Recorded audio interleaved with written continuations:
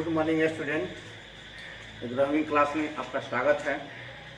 हम लोग लेक्चर 1 में पढ़े थे समुच्चय क्या है, कैसे निरूपित किया जाता है, कैसे सूचित किया जाता है। उसके बाद ही हम लोग पढ़ेंगे।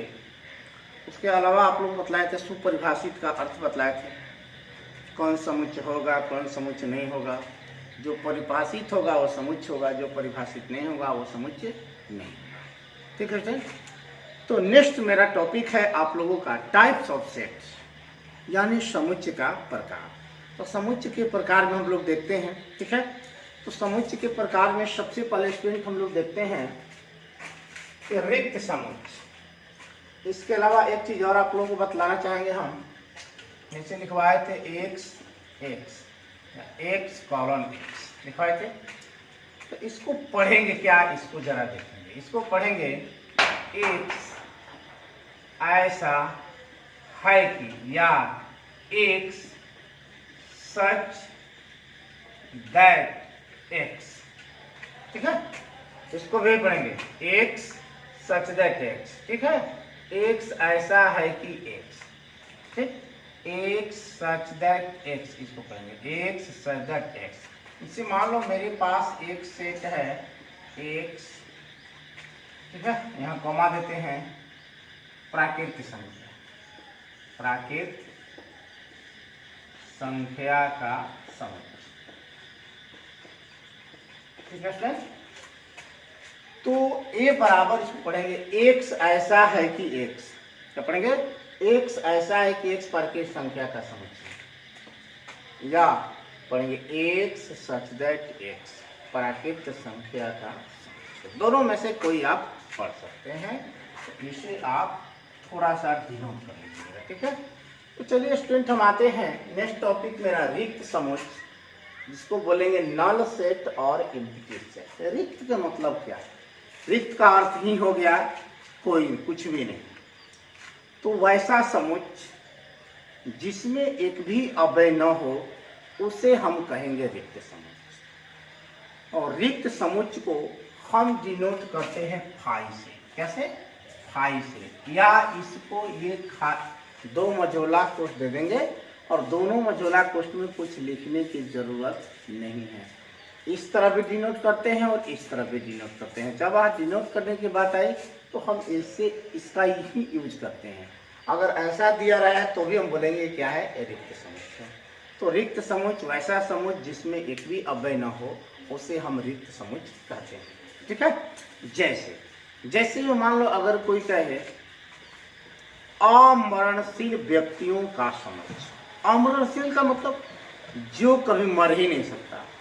तो ऐसे आपको व्यक्ति लिखने को बोला जाए या समूह बनाने को बोला जाए तो स्टूडेंट हमारी समझ से आप लोग नहीं बना पाएंगे, क्योंकि ऐसा हो ही नहीं सकता है। ठीक है। इसलिए हम ये कहेंगे कि अमरणशील व्यक्तियों का समुच्चय ये क्या है, ये रिक्त समुच्चय है।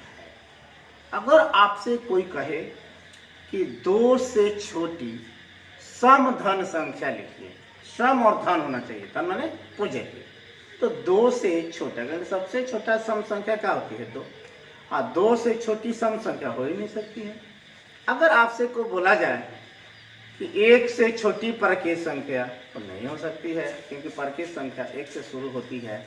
तो हम ये सभी जो समुच्चय होंगे, सेट होंगे, ये कहा जा सकता है कौन सेट है? तो रिक्त समुच्चय है। रिक्त यानी एम्प्टी सेट है या नल सेट है। तो हमें उम्मीद है आप लोग समझ गए होंगे ये चीज। जिसमें एक भी अवयव ना हो उसे हम कहेंगे रिक्त समुच्चय। एकल समुच्चय यानी सिंगलेटन सेट। एकल समुच्चय सिंगलेटन सेट जी, एकल का मतलब है जिसमें एक अवयव हो, ओनली फॉर एक अवयव हो, उसे हम बोलते हैं एकल समुच्चय। जैसे में आप लोग इसको देना होगा तो जैसे में आप दीजिएगा, एक नाम दे दीजिएगा, यहाँ मझोले कोष्ठ के अंदर ए लिख दीजिए, या आप बी नाम दे दीजिए सेट को, इसके 2 लिख दीजिए, सी नाम दे दीजिए, 4 लिख दीजिए। देखिए एक ही अवयव है, एक ही अवयव है, एक ही अवयव है। तो set A, set B, set C कौन सेट है? तो एकल सेट। कौन सेट है?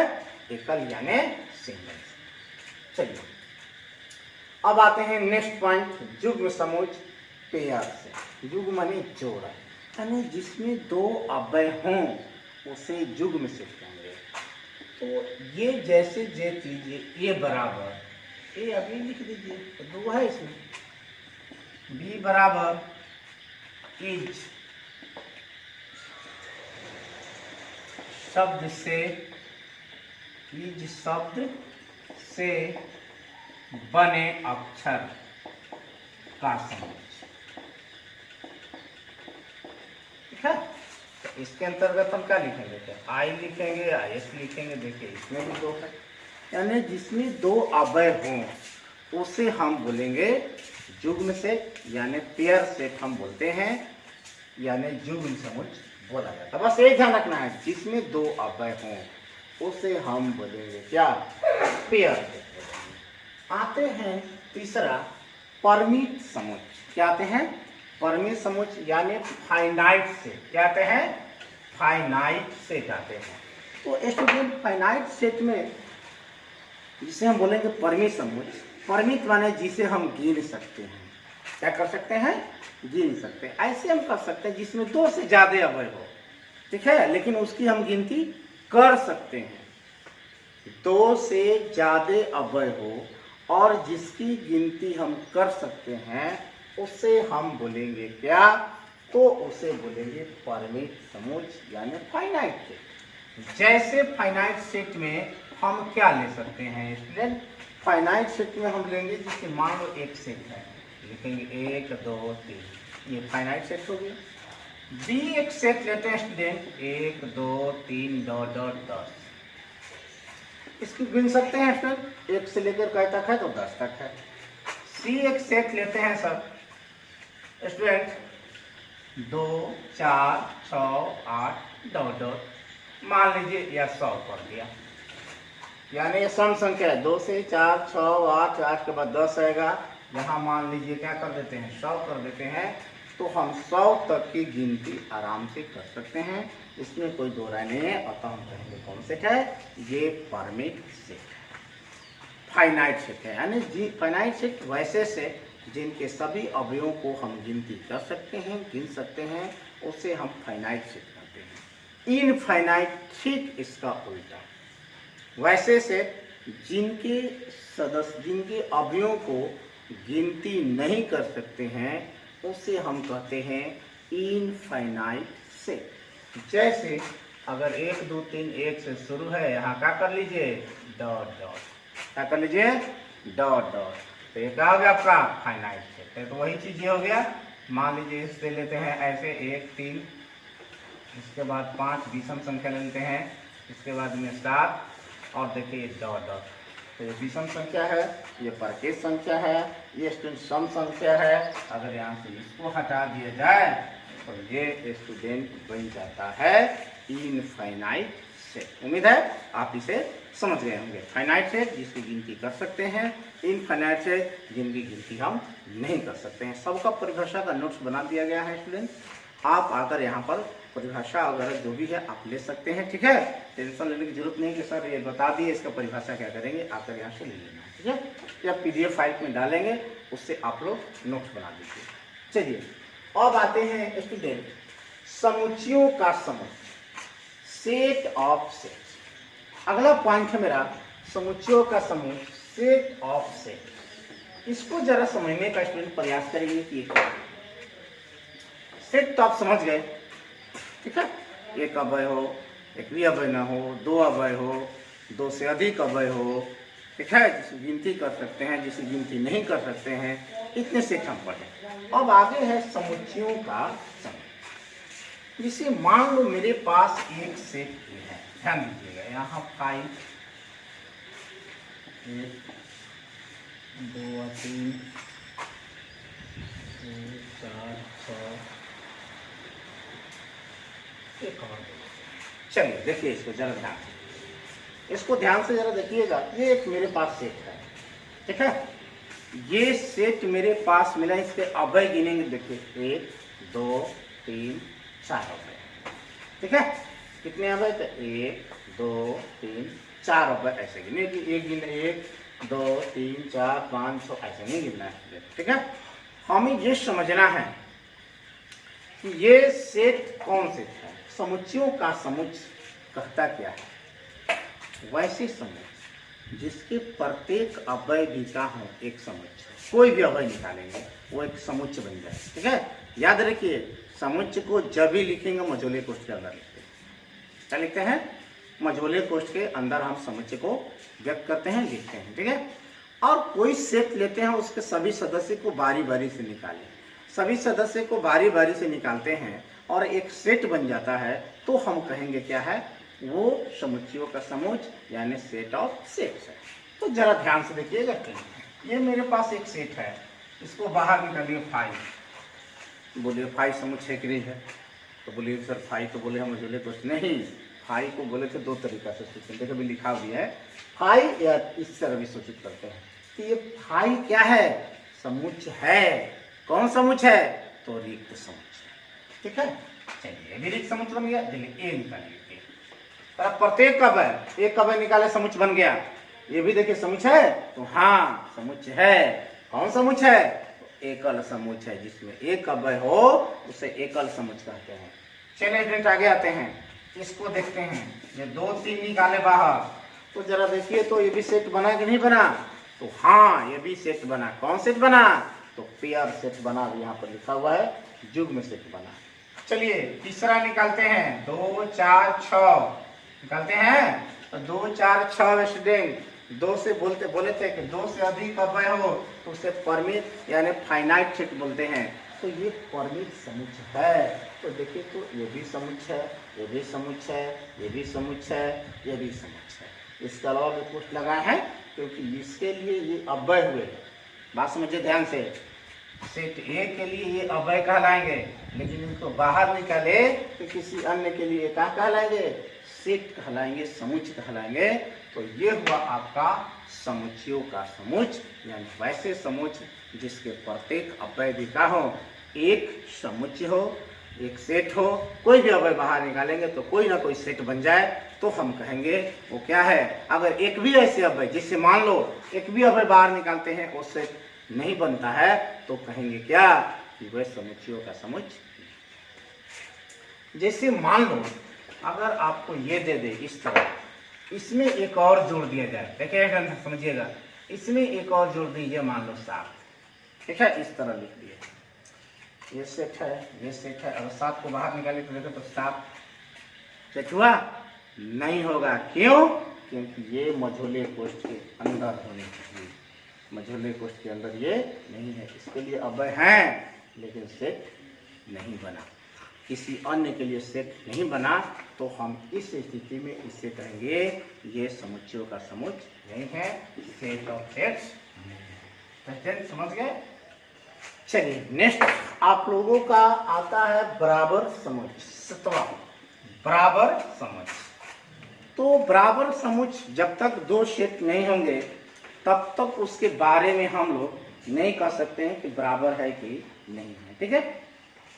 तो आते हैं स्टूडेंट बराबर समुच्चय। तो ए और बी 2 सेट इस प्रकार हैं, 2 सेट की कल्पना किया जाएगा, ए और बी। ए और बी 2 सेट इस प्रकार हों, ए और बी में, ध्यान देखिए, ए और बी में हूबहू वह सदस्य हो, तो हम उसे कहेंगे बराबर समुच्चय बोलेंगे। क्या बोलेंगे? बराबर समुच्चय।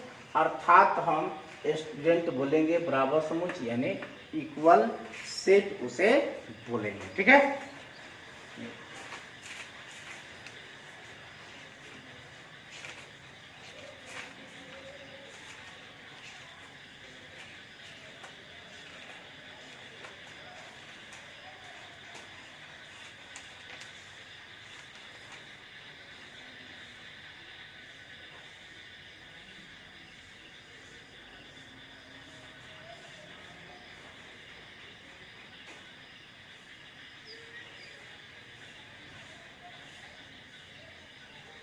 हाँ, तो बराबर समुच्चय वही हूबहू वैसे। मान लो ए सेट हम लेते हैं, ध्यान दीजिएगा, ए सेट हम लेते हैं 1 2 3, ठीक। और एक सेट लेते हैं बी, मान लेते हैं 3 2, ठीक है। ये ध्यान दीजिएगा कि ये बराबर कहलाएंगे। ए और बी दो सेट इस प्रकार हों कि ए और बी में हूबहू वही सदस्य हो, जो ए में सदस्य हो वही बी में सदस्य। इनका क्रम एक समान है कि नहीं है, इससे कोई लेना देना नहीं है, ठीक है।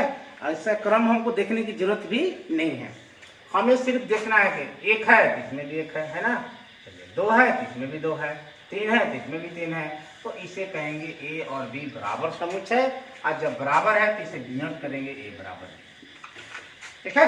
क्या कहेंगे? ए बराबर बी कहेंगे, ये बराबर समुच्चय, ठीक है। अब जरा अब नेक्स्ट आते हैं स्टूडेंट, बराबर समुच्चय कोई ज्यादा टेंशन वाली बात नहीं है। ए और बी में हूबहू क्रम क्या है इससे मतलब नहीं है, कौन स्थान पर है इससे कोई लेना देना नहीं है।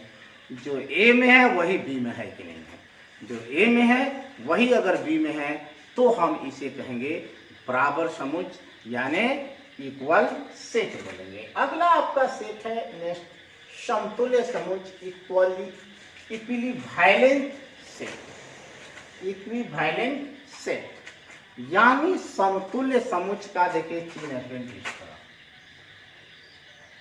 इस तरह कर देंगे तो इसे बोलेंगे समतुल्य समुच्चय, यानी तुल्य होना चाहिए। जैसे मान लो कि ए और बी दो सेट इस प्रकार हों, ठीक है।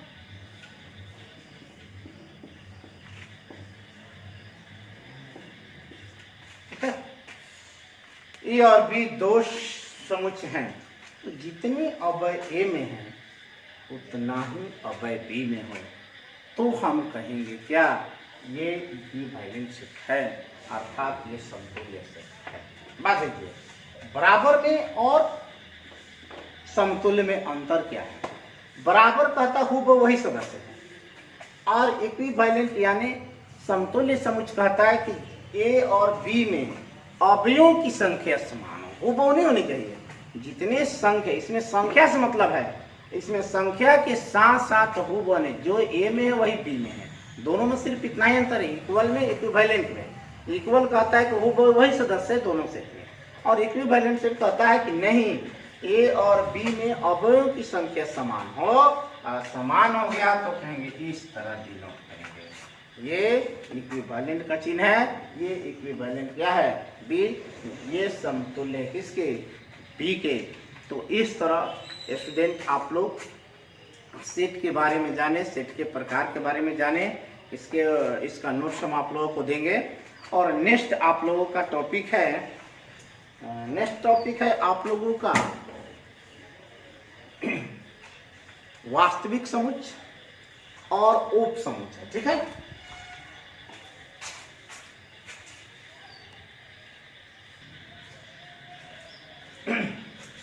चलिए फ्रेंड आते हैं नेक्स्ट, एक सिंबल है, चिन्ह है, उसे देखते हैं। संकेत, ये इसको पढ़ते हैं सदस्य या बिलोंग्स टू, बिलोंग्स टू नहीं है, यानी एक सदस्य है या सदस्य नहीं का अर्थ है।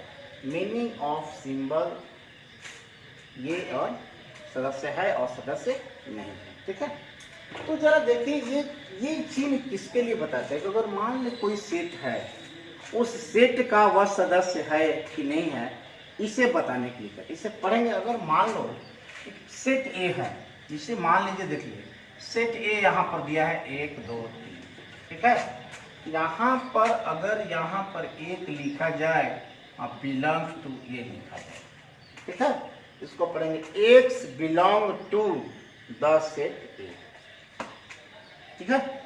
तो याद रखिए, एक यहाँ एक बिलोंग टू सेट ए पढ़ेंगे, इसको एक है तो एक लिखेंगे, एक है तो एक लिखेंगे, ठीक है student. X belong to the set A, तो कह रहा है एक सदस्य है, अगर एक सदस्य ए का देखिए सेट ए में एक है, हाँ एक है, तो कहेंगे एक सदस्य है। अगर आपको पीछे 3 सदस्य है का, तो 3 सदस्य है का देख लिए, सेट ए में 3 है। अगर आपको यहाँ 5 पूछे तो लिखेंगे यहाँ नहीं, ठीक है। 5 ए का सदस्य नहीं है, या 5 ए का यूनिट नहीं है, या 5 ए का अवयव नहीं है। इसको इस तरह पढ़ेंगे, एक सेट ए का अवयव है अव्यय है पढ़ेंगे, ठीक है। इसको पढ़ेंगे 5 सेट ए का अव्यय नहीं है, तो इसके लिए होता है, ठीक है। अब यही आपको क्वेश्चन दे देगा इसी टाइप पे, ये क्वेश्चन दे देगा और ये दे देगा बताइए कौन सत्य है कौन असत्य है।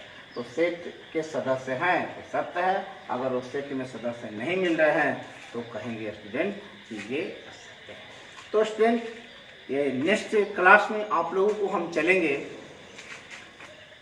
वास्तविक समुच्च और उपसमुच्च पढ़ाएंगे। दोनों एक दूसरे के लगभग मिलता जुलता होता है, ठीक है, थोड़ा सा डिफरेंट होता है, और उसमें निकालने को बतलाएंगे कैसे वास्तविक उपसमुच्चय निकाला जाता है, ठीक है, जिसे बोलते हैं सबसेट, और एक होता है प्रॉपर सबसेट, ठीक है। तो नेक्स्ट क्लास में आप लोगों को ये टॉपिक चलेगा, और ये आप लोग इसका आप नोट PDF फाइल से लोड कीजिएगा, या आप स्टूडेंट आकर यहाँ से अपना ले सकते हैं।